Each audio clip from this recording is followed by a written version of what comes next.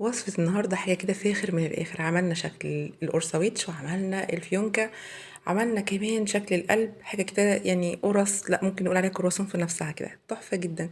معانا كوباية من حوالي 200 مللي من المية الدافية، ممكن تستخدموا حليب، وثلاث معالق كبار من السكر، عليهم كمان معلقة كبيرة هرمية مليانة من الخميرة الفورية، وتقلبتين تلاتة كده نسيبها بقى، نغطيها ونسيبها تخمر.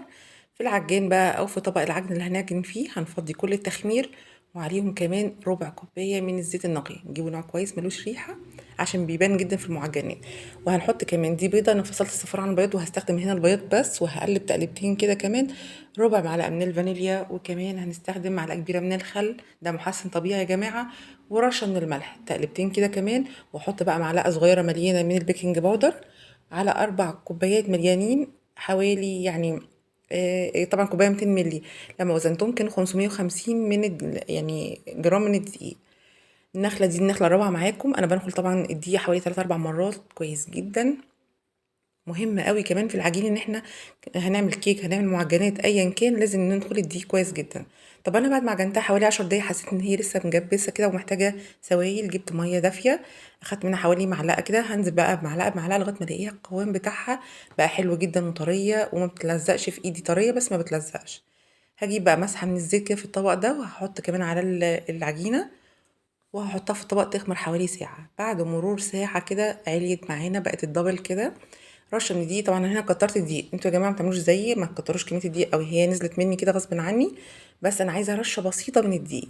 عملت كام كورة يا علا؟ عملت حوالي 11 كورة. لو حابين يعني تكبروا شوية في يعني في الحجم، ممكن تقللوا في يعني تكبروا في الحجم تقللوا، دي حاجة ترجع لكم زي ما انتوا عايزين.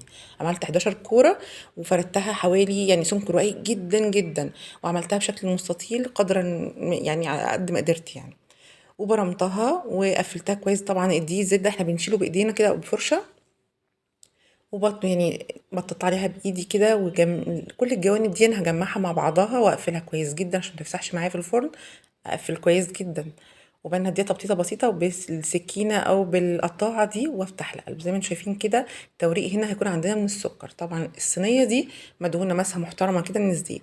هنعمل بقى شكل الفيونكه وهقطعها بقى.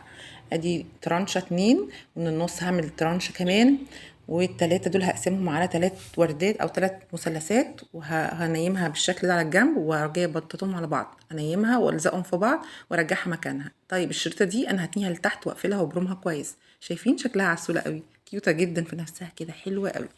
بصوا بقى هنعمل القرصويتش، هنفرد زي العيش الفينو عادي خالص، ونبرمها ونقفلها كويس جدا. طبعا كنت عايزه اعملها حجم اصغر من كده، بس طبعا يعني ايه الاولاد هنا عندنا بيحكموا علينا، فعملتها 3 قرصات. قرصويتش زي ما مازن قال، طبعا لازم نحترم رغباتهم. حلوه قوي، قفلتها كويس جدا وبقت بالشكل ده. هسيبها اغطيها وهسيبها تخمر حوالي يعني ربع ساعة تلت ساعة كده، اما تبقى مبقلظة معانا هي كده تمام.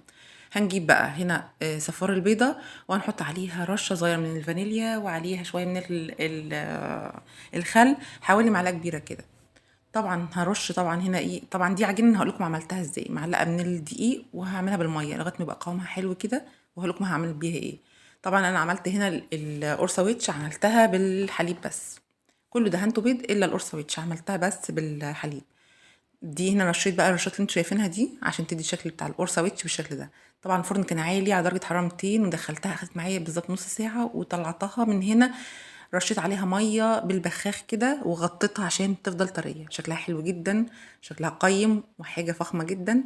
القرصويتش بقى بفتحها لكم، تحفه وهشه كانها هوا بالظبط، حلو جدا. اتمنى يكون الفيديو عجبكم وانبسطتوا منه. كنت معاكم علا تهامي.